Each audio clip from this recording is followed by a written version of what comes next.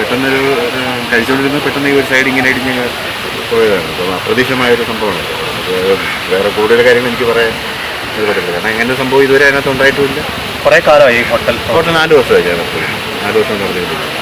ഈ വീണ ആളുടെ ഒരു കുഴപ്പമില്ല, വളരെ വലിയ ഇത് കാര്യങ്ങളല്ല. ഇതിനകത്തൊരു വീണതിൻ്റെ ഒരു ആഘാതം മാത്രമേ ഉള്ളൂ.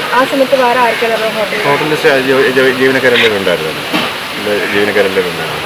കഴിക്കാൻ വളരെ ആ സമയമായപ്പോൾ തിരക്കില്ലായിരുന്നു. ആ സമയത്ത് ഒരു 3 പേരിനകത്തൊക്കെ തിരക്കെന്ന് പറയാനായിട്ട് അപ്പം തിരക്കില്ല. ആ സമയത്ത് തിരക്ക് കുറവാണ്. ഈ ഉച്ച സമയം കൂടെ കൂടുതൽ തിരക്ക് വരും. ഏതാശുപത്രിയിലേക്കാണ് പോയി? സാന്ത്വന ഹോസ്പിറ്റലാണ് അമ്പലം. അത് നമ്മൾ തന്നെ എൻ്റെ മാമനാണ് കൊണ്ടുപോയിരിക്കുന്നത്. അമ്മയുടെ ബ്രദറാണ് കൊണ്ടുപോയത്. നിങ്ങളും ആ സമയത്ത് ആ സമയത്ത് വന്നതേ ഉള്ളൂ. ആ സമയത്ത് ഞാൻ സാധനങ്ങളെല്ലാം പർച്ചേസ് ചെയ്ത് വന്നത്. അല്ലല്ല, പരിക്ക് വീഴൊന്നുമില്ല. എവിടെയാണ് പരിക്കേറ്റത്? അത് ഈ തലയുടെ നെറ്റിയുടെ ഭാഗത്താണ്.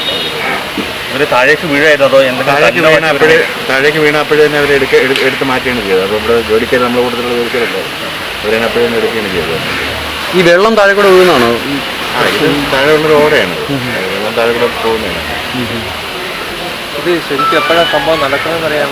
9:45-നും 10-നും ഇടയ്ക്കാണ്. അങ്ങനെയൊന്നും സംഭവിച്ചിട്ടൊന്നുമില്ല. ഇതുവരെ കാര്യങ്ങളും സംഭവിച്ചിട്ടുണ്ട്. ആദ്യമായിട്ടാണ് ഇങ്ങനെ സംഭവം ഉണ്ടായിരുന്നു. അങ്ങനെ സംഭവം ഉണ്ടെങ്കിൽ നമ്മുടെ എന്തെങ്കിലും സംവിധാനം ചെയ്തതിനാണ്. എത്ര വർഷമായി ഇവിടെ? ഞാൻ 4 വർഷമായി.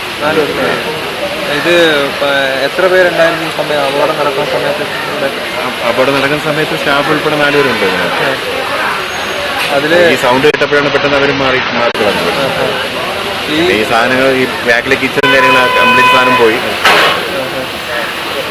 ഈ കെട്ടിടത്തിന് ഒത്തിരി പഴക്കമുണ്ട്? അല്ല, അധികം പഴക്കമില്ല.